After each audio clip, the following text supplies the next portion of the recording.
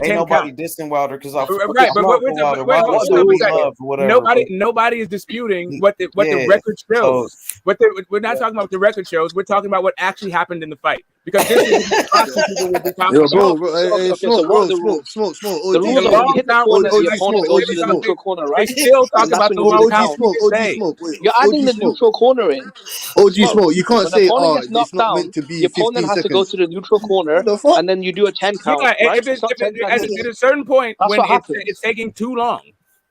Your count, Well, that's it what a takes time long for the count is. opponent to go to the It's not neutral about whether or corner. not it's 10 seconds. It's how long you take to get to 10. That's what it is. All right, I well, man, say you got 10 put to seconds sleep, because so that's the just what I'm conversation's saying. Like, over, bro. I I don't mean, really think y'all it's 10 don't seconds. believe what you want to believe, Destiny. You know what I'm saying? I'm not trying to. No, I'm just being honest. They'll There's only believe what they'll one believe. Tyson Hold on. Fury. Hey, Cassidy, I'm not trying to be funny though. Like she could believe what she want to believe. I'm not trying to change her mind. You know, I'm not trying to change her, but it is what it is. You know what I'm saying? We're But just we know talking what about happened. She know what happened. She yeah, know we're what just talking happened. about controversies It that is what happen it in is. fights. I'm not trying to change anybody's mind, bro. Yeah, I'm not saying that. I'm just saying, but look at this clown ass outlaw boxing. Okay, we know Wilder's a fucking champion, but I'm not crying about him losing. Did I ever cry about it? I've never cried about it. I'm just No. saying, like I said, with Mike Yeah. Tyson versus James versus Douglas, I know for a fact that Mike Tyson actually won that fight initially because that count was too long to do. You know what the referee said? With I can't remember if it was the first fight or the third fight between Wilder and Tyson. He wanted to give him a chance. What the fuck sense does that make? What the fuck do you mean you counted long as you wanted to give him a chance? Make that make sense. Yeah, that's not his job. That's not really his job. But that is what he does. He's been doing that for years. If you look at it, it's kind of funny now. If you look at like old fights of his that he's refed, now it sticks out like shit on a wedding cake. But yeah, people are going to be talking about Who y'all that. talking about? The Jack Reese walking him over. Jack Reese. I talked to Jack Reese in barbershop conversations. I talked to him before. He was cool with me. He literally said it on something. He was like, well, he wanted to give Tyson Fury a chance. Nigga, that's not your job to give somebody a fucking chance. Your job is to referee. Yeah, I mean, at the end of the day, though, like it is what it is. Fury beat Wilder. The first fight was a draw, and it is what it is. You know what I mean? Wilder's now. I'm not sure if Wilder's going to continue to fight. I would love to see Wilder fight again. I respect Wilder. He fought like a true champion in every fight. You know what I mean? So I got nothing but love for Wilder for sure, man. Hey, do you guys remember like when Ali stopped listing the whole Phantom Punch? How long that went on? Yeah, I remember. Dive. Like that's just this is the nature of what happens. And Sonny Liston was working with the mob anyway, so they thought he was on some bullshit anyway. It's just like what happens in fights, right? And now we got this guy on the run, and Tyson Fury. And anyway, it is what it is. But yeah, I didn't think that Muhammad Ali fight was set up anyway. I thought Ali hit him with a punch and knocked him the fuck out. And Ali in the first fight made him quit. Made his ass quit, bro. Ali, the greatest fighter of all time. He's my hero, Muhammad Ali. I don't like Muhammad Ali. He was a I color. do. Don't start with me now. We gonna fight. Nah, I'm gonna start with your ass. I know you Muslim. I know. Assalamu alaikum, my brother. Assalamu alaikum, my brother. I was raised Muslim. I told you that. I was like I was on the corner with the bean pies and bean sodas. Like for real, I y'all. love bean pies. I literally did. And you know what? H-Money, tell motherfuckers, bean pies is good as fuck. Hell yeah, I love that. Yeah, I'm a product of Claire B. Bean pies is good as fuck, but nah, Muhammad Ali was a colorist. No, I mean, shout out to Muhammad Ali. He's definitely my hero, though, for sure. But I don't like that colorism shit. You know what? Shout out it's to all good. Everybody make mistakes. Destiny Black, ain't nobody perfect. No, I do not like was not perfect. And he suffered. He suffered a lot. Definitely. I do not like it. Yeah, me either, Destiny. Me either. Well, I do not like it. Me either. I don't like it too. Yeah, but it's the way the world was. Muhammad Ali was not a bad fighter. That's not what I'm saying. I said I don't like him fighter because he's the greatest fighter. Destiny. Well, I won't say he's the greatest. History books are still being made. He beat the best. Knocked out the greatest fighter. Sugar Ray Robinson. Oh yeah, that's who Muhammad Ali looked up to. Yeah, but I mean, yeah. I mean, I get Sugar it. Ray Robinson, the GOAT. But I'm not that old. I didn't see Sugar Ray Robinson. I did. That's what Ali said. Ali said pound for pound, Sugar Ray Robinson is the greatest fighter ever. But he said like heavyweights, Ali was the GOAT. Hey, H-Man, let me ask y'all a question. What do y'all think about heavyweights being on the pound for pound list? I mean Usyk. I think Usyk should be on the pound for pound because he started off at the cruiserweight division, and he actually moved up in weight. So he's a 2-division champion. That's why I look at him like a pound for pound. But the other heavyweights, a lot of people don't put heavyweights on a pound for pound. But I remember like in the 80s though, like when Chavez was #1 pound for pound, Mike Tyson was #2. A lot of people had Tyson #2, and he was a heavyweight. What you think about it? I don't, because when a pound for pound was, that's why they created a pound for pound list, right? Because most fighters cannot compete with a heavyweight. When I say that, that's why they created a pound for pound list. Y'all can Google this for yourselves. It's so people in the smaller weight classes can be considered great too. Because at one point, heavyweights was only considered great fighters. It was not smaller. Y'all look at it. There is no fucking way in the world, likes of a Shakur Stevenson or Devin Haney could compete with a Tyson Fury, Jared Anderson, or a goddamn Wilder. Let's be realistic. Come on. Facts. Shakur would be outweighed by Tyson Fury by over 100-some pounds, and height difference would be over 1.5 feet or something. You know what I'm saying? Like, it's bananas. Facts. So that's why they created it. But I believe. I don't Destiny, your boxing. That's why I love to get you on the panel. All right, so the term goes back, like the list. Thank you, baby. The list that goes around Sugar Ray Robinson, but the term goes way back, like Battling Nelson in like 1906 was saying he was a pound for pound guy. He was like lightweight, like that. The Joe Gans beat for the title, and they also had heavyweights because it was just like a term that the newspapers used to talk about fighters and talk about fights. And then with Sugar Ray Robinson, and that's the whole point. This is like a sort of a media-driven thing, and but the reason why they weren't using heavyweights was because the heavyweights commanded so much of the media attention anyway. So they wanted to sell more tickets to the smaller weight classes and bring more attention to the smaller weight classes. That's why there's pound for pound list. So like that's why the Chocolatitos and the Monsters and all this stuff might be higher might get recognized like years and years before they're maybe worthy of recognition on a pound for pound list. Yeah, that's why I'm saying I don't agree with heavyweights being on a pound for pound list. And like you said, I have H Money has a legitimate point when he's talking about Usyk, because Usyk did start as a cruiserweight, and that's and that's facts. It is what it is. Usyk, I can see him being on a pound for pound list. That does make more sense. You cool with Usyk being on the pound for pound? Yeah, he will never be on my pound for pound list, but I'm cool with him being on a pound for pound list. I got him #2 on my pound for pound. So let me give you my pound for pound list right now. So check me out. I got Terence Crawford #1. #2, I got my boy Usyk. #3, I got Charlo. #4, I got Spence. Spence #4. #5, I got Bivol. What you think about that? I was thinking Inoue #5, but I put Bivol because he beat Canelo. You fucking with me? I wouldn't have Inoue on nowhere near my pound for pound list because man, he almost got beat by old ass 100-year-old Donito Donaire. He broke his eye, Orville and all that goofy shit. It's not going to be next time. Shout out to Nonito. It's not going to be almost next time. Coming to the channel, Destiny. It'll be Andy New next time. He be coming to the channel, Nonito. He be showing love. Donaire, he's a bad motherfucker. No doubts, but he is he's very much older than Inoue. How you pronounce that man's name? I'm gonna butcher these people's names. Y'all, I'm not trying to do that on purpose. I really can't pronounce some of the people's names. Donaire just won a belt. And Donaire's a bantamweight champion. Even if he is nearly 40, he just won a title. So them two are the best at bantamweight, Inoue and Donaire. They're the two top guys. Yeah, Donaire became Donaire and Inoue are the best. He became a champion again, Destiny. He knocked out an undefeated champion, Donaire. Oh yeah, okay. Yeah, oh yeah. I saw that one over there. Yeah. No, I'm just saying though. But even with him, coming back, because Bernard Hopkins did the same thing and turned around. Oh yeah. Of course, Bernard, my favorite fighter of all time. He was my brah. I wanted to say. I wanted to come on and say as well, my brah. Since about the 80s, late heavyweights have been on the pound for pound list because Mike Tyson was #1 in the late 80s. Yeah, so the heavyweights have been included. I never agree with that though. I don't agree with heavyweights being on the pound for pound list. Some people don't agree with that, Outlaw. What you think about that? I'll put them on. So you got Fury on your list, pound for pound, or what? Yeah, I've got Fury 8 or 9, something like 8 or that. 9? Man, there's a lot of fighters then, like on pound for pound, bro. Like I always had Lennox. Go What ahead, part of Gus. England are you from? The north or the south? Because your accent is very He's strong. from Australia. Baby. Oh, he's Australian. Okay, I thought he was. Okay, my bad. I thought it was Aussie at first, but I wasn't sure. Okay. Yeah, he from Australia. Yeah, that's my boy. But listen, Your Destiny, accent my strong as fuck. mentality is me against the world. I don't rep no country. It's me against the world. That's my mentality.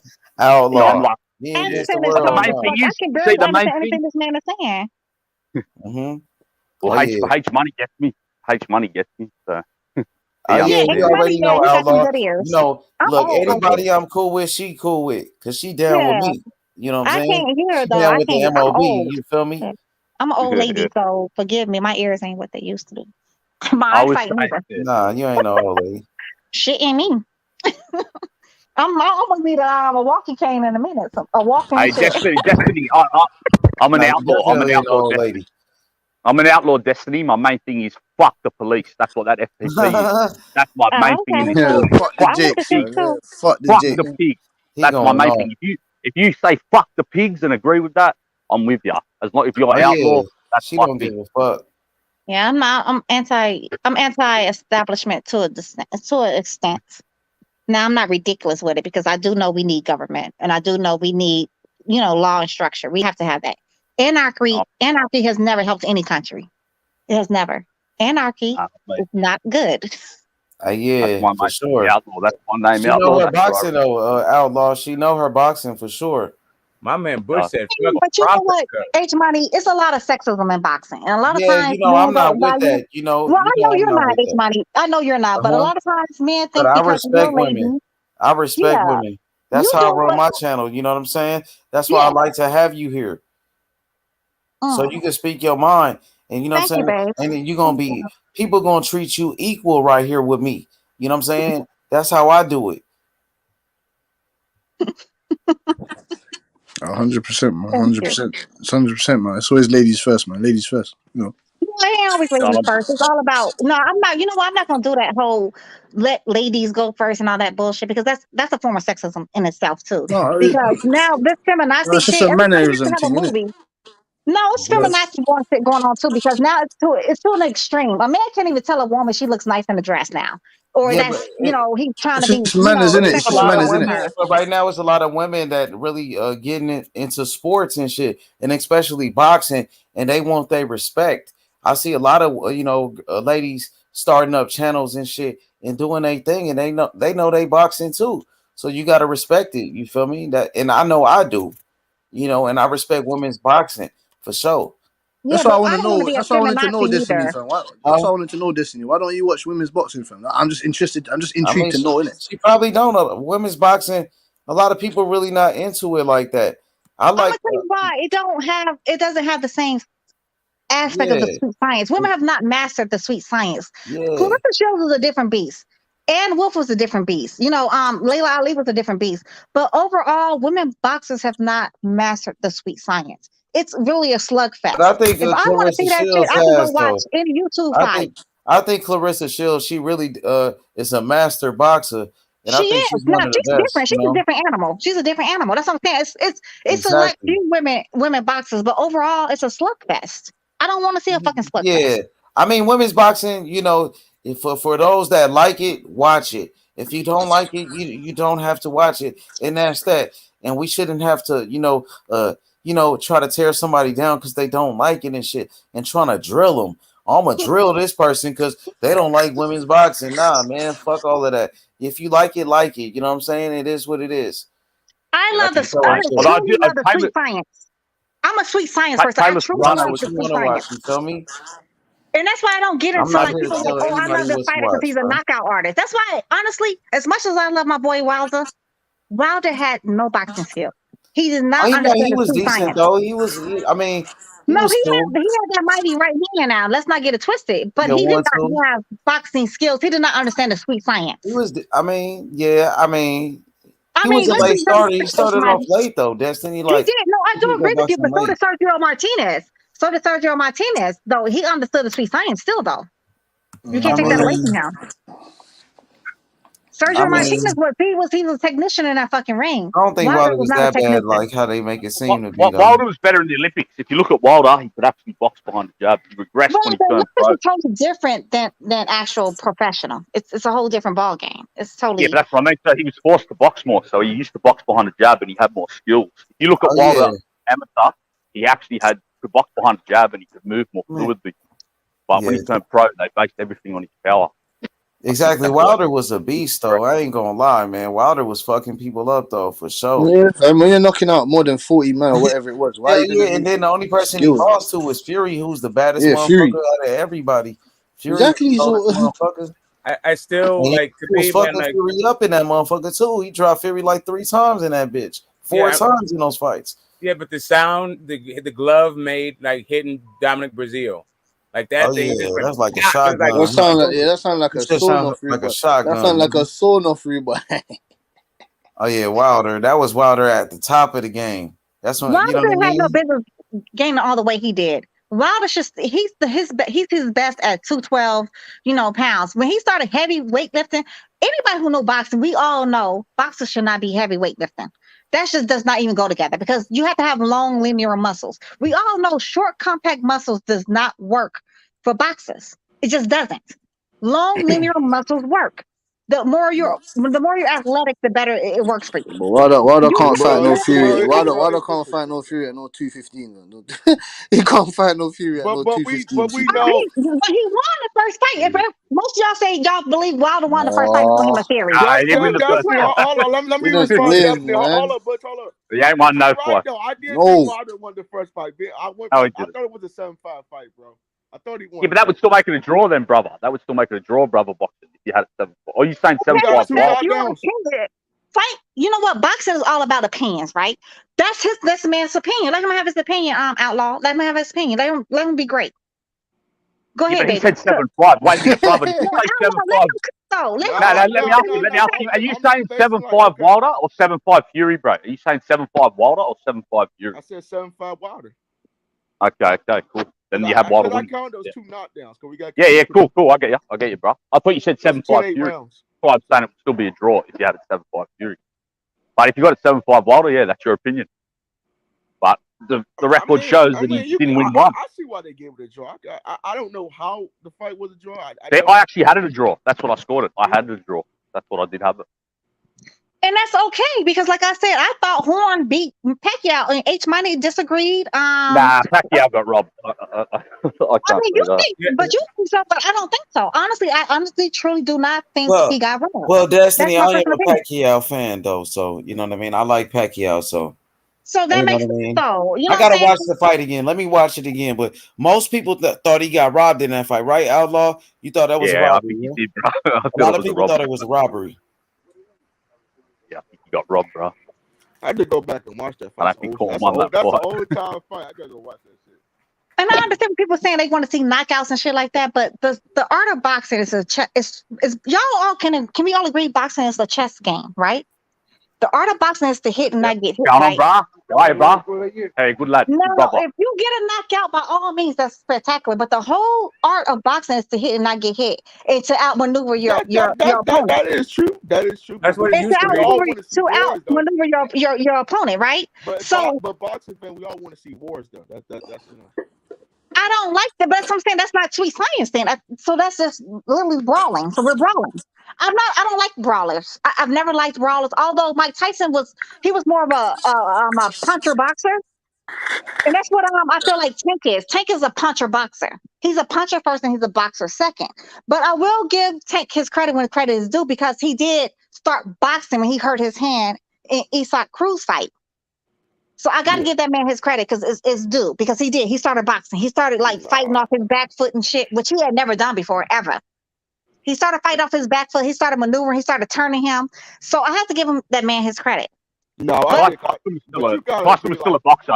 Those wars do be kind of fun to watch though in boxing. Those slugfests do be kind of fun to watch it. And Tyson was still a boxer. He had amazing footwork, head movement, had incredible defense. He just would come forward. Tyson was like a come forward boxer puncher, I'd say. Yeah, but man, those slugfests do be kind of fun though. I ain't gonna hold you.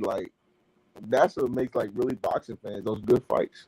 Like that Gaddy Ward shit. No. I love Floyd Mayweather, man. Hawker, you're Floyd. absolutely right. I do not like brawlers. Mike Tyson was the very first fight I've ever seen, though, Hawker. You have to understand. That was the very first boxing match I've ever seen. 1985, when Mike Tyson won his very first boxing match. I mean, his very first championship. So, yes, I do have a... You talk about against Trevor Berbick. Trevor Berbick. Trevor Berbick. Yeah. He became the youngest heavyweight champion of all time. 19 years old. Yeah, and that's what turned me on. He turned me on to fucking boxing. So yes, Mike Tyson has a different affinity for me. Yeah. For me personally. So this is like boxing is all based on opinion for the most part anyway. Yep, and now you like Terence Crawford and you like Devin Haney. Yeah, I like now, but I do prefer the Sweet Science over brawlers though. But Mike Tyson's the only brawler that that's my baby. It is what it is. You always have like that one. You always have that one that like I fucks with this one. I like the Holyfield. David Benavidez is by no means a boxer. He's not. He's a brawler all day. I like David Benavidez, but you know what? Who I like better than him is El Rayo. El Rayo is his little brother, right? I fucking love him. That little motherfucker is nice. good. Yeah, I liked him too. He's nice. Yeah, that's he just had a bum leg though. Huh? That bum leg, that gunshot wound. Benavidez, man. Oh my God, man! Please. I'm not talking about Big Brother. I'm not talking about Jose Benavidez Jr. I'm talking about El Rayo, Venezuela. Yeah. Now that should get that first round knockout. That little motherfucker is good, yo. He's gonna be a whole problem. Oh yeah, I know you talking about that. Yeah. He's nice too. El Rayo's gonna be a whole problem. He's a whole problem. If y'all don't see it, y'all best see it. Have you ever seen the one that beat up Teofimo? Inspiring. Watch Navarrete at 126. Who? Yeah. Outlaw. Knocked him out. That's one that beat up Teofimo, right? Yeah, knocked him out. He better beat his brother. I didn't know that, bro.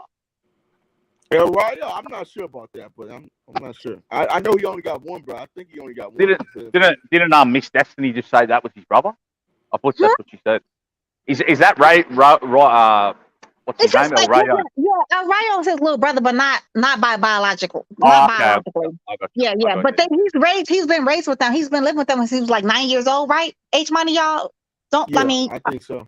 Yeah, since he's like a shorty, he's been living with them, so that's like his, like a Yeah. So he's like the third Benavidez brother, really. Yeah. He's a little version. Navarrete is the best Mexican fighter at 126. That family can fight, bro. Those motherfuckers can fight. What'd you say, brother? What'd you say? I said Navarrete is the best Mexican fighter, bro, right now, man. Navarrete. Strada. I still got a Strada, bro. Navarrete, yes, man. Nah, so you think he's better than Canelo? I said Canelo lost. I'm gonna say Canelo number one. I'm gonna say Navarrete number two. What about Estrada, bro? Estrada's way more decorated. Yeah, I put Estrada number three.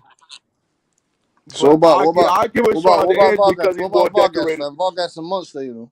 Shit, but that nigga Navarrete a beast, man. Vargas a beast, man. But when he go to 130, he got to deal with Shakur, and you know Shakur go whoop his ass. You know what? You know what y'all got to do though. I was never a fan of Valdez because I don't like cheaters. I don't like drug cheats. Yeah. I just don't like them. I can't get behind that bullshit. But when you redeem yourself, because you cannot never just count people out completely because they are drug cheat one time. You know what I'm saying? Like, people make mistakes. Cancel culture is too much of a cancel culture. You know what I mean? It's too much of canceling because people are able to redeem themselves. Mm-hmm. And I love what Valdez, he was very humble after the fight. Then he tried to, later on he tried to say, yeah, Shakur was too big, whatever. Bullshit. He tried to say that man was on snack. He tried to say he was on snack. He tried to say he was a drug. Valdez shouldn't even have been in that fight, man. He got beat the fight before, bro. That they robbed that other takedown. Shit. He was the rob Concesa. They robbed Concesa. They robbed Concesa, bro. Robbed him. They robbed Concesa, blood. They robbed his bomber club. They didn't even have that belt. What is next for Lil B Hop, man? What y'all think is next for him? You guys ask what? He doesn't look serious. I feel like we forgot about who he is. Forget that guy, man. He's not serious. He wants to be in the club, brother boxing, man. Brother boxing, he wants to be in the club. He wants to be in the club. He wants to be in the club, brother boxing, buying bottles and that with holes in that. That's what he wants to do. He's not dedicated.